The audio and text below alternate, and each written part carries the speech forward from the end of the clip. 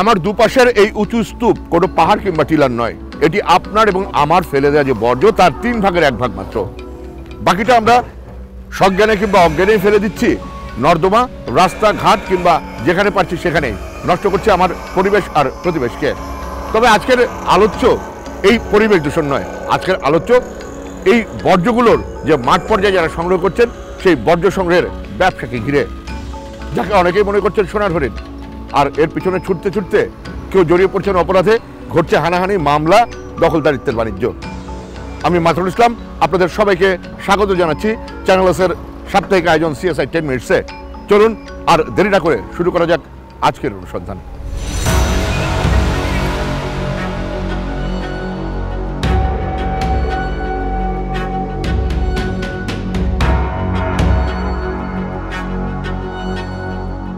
আজ থেকে 15 বছর আগে সরকার বদল হলেই আলোচিত নেতা আর সন্ত্রাসীদের সবার নজর ছিল কেবল আর ইন্টারনেট সংযোগ দখলের দিকে। 1.5 দশক পর রুচির যথেষ্ট অবনতি হওয়ায় শীর্ষ সন্ত্রাসী আর রাজনৈতিক নেতা পরিচয় দাতারা এখন নাকি ঝুঁকছে ময়লা কুড়ানোর দিকে। উনি কত টাকা দৈনিক ইনকাম করেন? আমরা দুইজনে মনে করেন যে 1000-1200। এতে কি আপনাদের ক্ষতি হচ্ছে না? ক্ষতি হয় না, হইলে কি করব, আমরা তো এটা করে খাই এখন। ময়লা কুড়ান কত বছর এখানে? 20 বছর হয়ে গেছে। রাজধানীর এলিফ্যান্ট রোডের মাল্টিপ্লান সেন্টারের ছোট বড় মিলিয়ে প্রায় 700 দোকানের ময়লা সরানো সহ অন্যান্য কাজের নিয়ন্ত্রণ চেয়েছিল সন্ত্রাসীরা। পাশাপাশি চাঁদা হিসেবে নগদ অর্থ দাবি করেছিল তারা। 2 দফায় গিয়ে তা না পেয়ে বিপণী বিতানটির 2 ব্যবসায়ীর ওপর হামলা চালায়।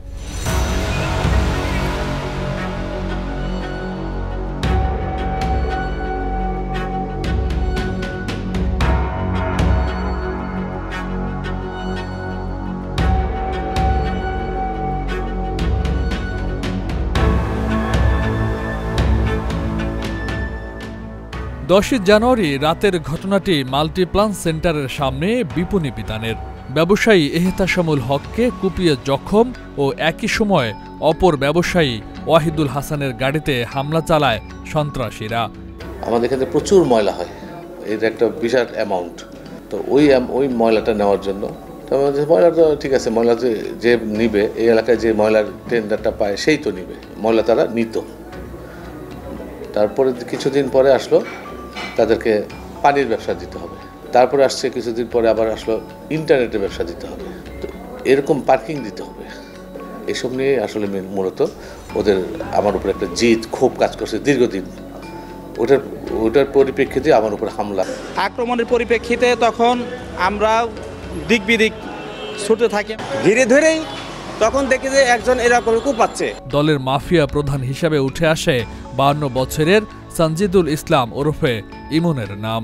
এত নামকরা সন্ত্রাসীরা কেন এই ময়লার পেছনে দৌড়াচ্ছে, তাও পুরো শক্তি নিয়ে?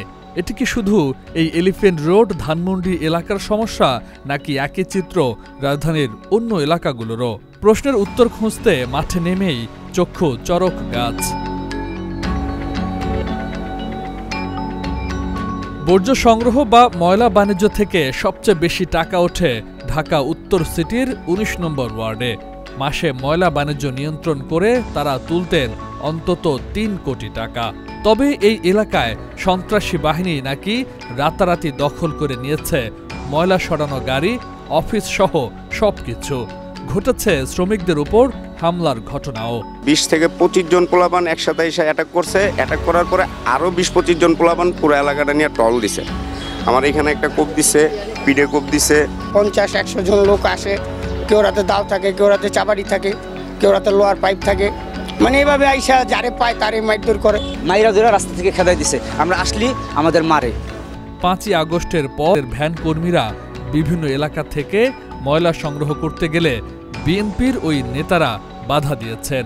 9 সালের পরে আওয়ামী লীগ সরকার আসার পরে আওয়ামী লীগের লোকজন আমাকে উচ্ছেদ করছে এবং আমার লোকজনকে মারধর করে বের করে দেওয়ার পরে আমি আর করতে পারি নাই।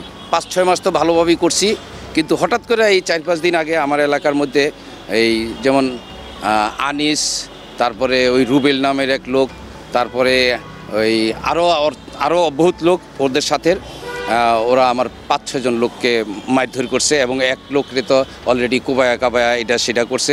ওনারা জুয়েল সাহেবের লোক, যারা আমার সাথে তুলে নিয়ে গেছে তাদের সাথে বুঝতে পারলাম যে তারা জুয়েল সাহেবের লোক। একটা রুমের মধ্যে নিয়ে আমার 4টা সাদা কাগজ ওনারা সই নিয়ে বলতেছেন যে কাল থেকে আমাদের গাড়ি আপনার ওখানে চলবে। অনেক এলাকায় বাসাবাড়িতে গিয়ে আগের সুপারভাইজারদের টাকা দিতে মানা করারও তথ্য পাওয়া গেছে। কারা কারা কি ষড়যন্ত্র আমি তো জানি না, তারা দাও বটি এটা সেটা নাই নিয়ে আমার লোকদেরকে কোবায়া কাবায় মারধর করে এখন তারা ওই গাড়িগুড়ি নিয়ে আমাদের টাকাটাও আমাদের উঠাইতে পারে নাই, কোনো লোকজন টাকাও নিতে পারে নাই, কোনো পারিশ্রমিকও কোনো লেবারে দিতে পারি নাই। এই দখলদারিত্বের পর প্রায় দ্বিগুণ ধার্য করা হয়েছে মাসিক বিলের পরিমাণ। যখন আওয়ামী লীগ ক্ষমতায় ছিল সরকার, তখন আওয়ামী লীগের লোকজন নিচ্ছে, নেওয়ার পরে যখন ক্ষমতা ছেড়ে চলে যায় তখন সকল ক্লিনিক ওরা গাড়ি লাগাচ্ছে, লাগার পরে ওরা এরপর থেকে নেয় এবং বিল তারাই আমি নিজে ময়লা সংগ্রহের কাজের দায়িত্ব দেওয়া হয়েছে বনানী থানা যুবদলের আহ্বায়ক শাহজাহান সরকার। বলেন, আসলে ময়লা বাণিজ্যের সাথে আমরা কোনো জড়িত নই।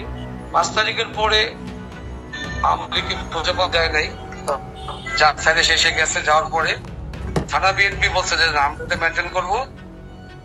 পরে আমরা সবাই সমর্থন দিলাম যে থানা বিএনপি মেনটেন করুক। থানা বিএনপি মেনটেন করতে গিয়ে আমাদের অনেক নেতা কর্মী ডিপ্রাইড হচ্ছে, তারা তাদের মতো করতেছে, কাউকে জিজ্ঞাসা করতেছে না। গুলশান থানা যুবদলের জ্যেষ্ঠ যুগ্ম আহ্বায়ক আব্দুল জলিল।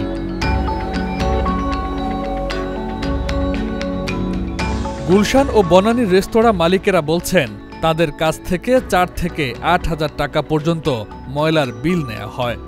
আমরা 500 টাকা আমাদের মাছ মাংস ময়লা 4000 টাকা করে দিই। এমনই এক দখলের ঘটনায় অভিযুক্তদের খোদ সেনাবাহিনী অস্ত্রসহ গ্রেফতারের পর থানা পুলিশের কাছে হস্তান্তরের খানিক বাদে বিন্দাস ছাড়া পেয়ে ঘুরে বেড়াচ্ছে দখলদাররা। নাম ভাঙাচ্ছে শীর্ষ ওই রাজনৈতিক দলটির।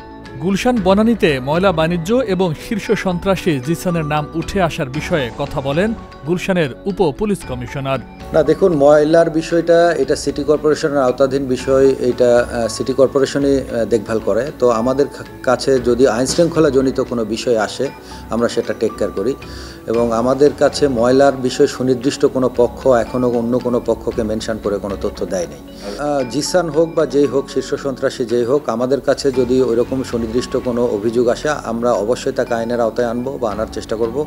আর পাশাপাশি আমার কাছে একটা তথ্য, এরকম তথ্য এসেছে, আমরা সেটা সাথে সাথেই আমি আমার অধীনস্থ যে ডিপার্টমেন্ট যারাই আছে তাদেরকে বলেছি আমরা এটা নিয়ে কাজ করছি, আমরা তথ্য সংগ্রহের চেষ্টা করছি। বিএনপি ও তার নাম ব্যবহারের বিষয়ে সাবেক কাউন্সিলর জানান দল এবং তার কঠোর অবস্থানের কথা। ময়লা বাণিজ্যের নিয়ন্ত্রণের বিষয়ে আব্দুল আলিম নকি বলেন, কারণ আপনি একদিন ময়লা নিলেন, 3 দিন ময়লা নিলেন না, অতিরিক্ত টাকার জন্য বাড়িয়ে কি করবে, তখন তার কোনো অল্টারনেট নেই। সিটি কর্পোরেশন এই ক্ষেত্রে কি অ্যাকশনে যায়? যারা ময়লা নিচ্ছে তাদেরকে তাহলে তাৎক্ষণিক তাদের বিরুদ্ধে ব্যবস্থা গ্রহণ করতে হবে, নতুন লোক করতে হবে। দায়বদ্ধতা জবাবদিহিতে যদি না থাকে তাহলে তো সিটিজেনের কোনো লাভ হইল না। তবে বর্জ্য ব্যবস্থাপনার জ্ঞান না থাকায় এসব দখলদাররা লাভের আশায় সব ধরনের প্লাস্টিক হোক সেটি সাধারণ, ইন্ডাস্ট্রিয়াল বা মেডিকেল সবই পাঠাচ্ছে একই ধরনের আওতায়, যা দিয়ে শিশুদের খেলনা যেমন বল, পুতুল, সাইকেল, পটি, ওয়াকার, বাথটাব, গৃহস্থালী কাজের থালাবাটি, চামচ, চেয়ার, হ্যাঙ্গার, ক্লিপ সহ বিভিন্ন উপকরণ তৈরি হচ্ছে, যাতে বাড়ছে স্বাস্থ্য ঝুঁকি। মেডিকেল বর্জ্য ব্যবস্থাপনা, আমরা জানি যে এই মেডিকেল বর্জ্য ব্যবস্থাপনার মধ্যে যেগুলি থাকে, যেগুলি প্লাস্টিকের জিনিসগুলি থাকে, যেটা সিরিঞ্জ হতে পারে বা অন্যান্য স্যালাইনের যেগুলো ইউজ পোর্শন হতে পারে বা স্যালাইন সেট থেকে, এগুলি আবার রিসাইকেল হয় বা পুনর্ভাবে এটা ব্যবহৃত হয় এবং পুনর্ব্যবহৃত হয়ে বিভিন্ন এটা শিশুদের খেলনা থেকে অনেক সময় প্লাস্টিকের অনেক জিনিসপত্র তৈরি হয়। এটা যদি প্রপার ওয়েতে রিসাইকেল না করা হয় এবং তাতে যদি তাদের বিভিন্ন ধরনের জীবাণু থেকে থাকে, এটা পরবর্তীতে স্বাস্থ্যের জন্য মারাত্মক হুমকি হয়ে যেতে পারে। ঢাকার 2 সিটিতে ময়লা বাণিজ্য নিয়ে সন্ত্রাসীদের রাম রাজত্ব কবে বন্ধ হবে জানা নেই কারোই। জানা নেই সজ্ঞানে সিটি কর্পোরেশন কি করে সায় দিচ্ছে এই অনাচার, লালন করছে সশস্ত্র সন্ত্রাসীদের। এটি ঢাকা দক্ষিণ সিটি কর্পোরেশনের ড্যামরা রোডের পাশের মাতওয়াইল ল্যান্ডফিল। এই ল্যান্ডফিলটিতে প্রতিনিয়ত সিটি কর্পোরেশন দক্ষিণের কর্মচারীরা কাজ করে যাচ্ছেন পরিবেশকে খানিকটা হলে সুস্থ রাখার চেষ্টা, যেখানে তারা পলিথিন সহ অন্যান্য বর্জ্য পৃথক করছেন, যা পরিবেশ দূষণ থেকে কিছুটা হলে বাঁচাচ্ছে নগরবাসীকে। অন্যদিকে যারা দখলদারিত্বের ভিত্তিতে এলাকায় চালাচ্ছেন তাদের এই ময়লা সংগ্রহের বাণিজ্য, তারা কোনো নিয়মকানুনের বালাই না মেনেই এই বর্জ্য ব্যবস্থাপনার কোনো তোয়াক্কা না করেই চালিয়ে যাচ্ছেন ময়লা সংগ্রহ, যার দীর্ঘমেয়াদী প্রভাব পড়বে আপনার আমার সবার জীবনে। সংশ্লিষ্ট কর্তৃপক্ষ বিষয়টিতে নজর দিবেন এই প্রত্যাশা জানিয়ে CSI 10 মিনিটস যেটি চ্যানেল এসের সাপ্তাহিক আয়োজন, বিদায় দিচ্ছি আমি মাসুদুল ইসলাম।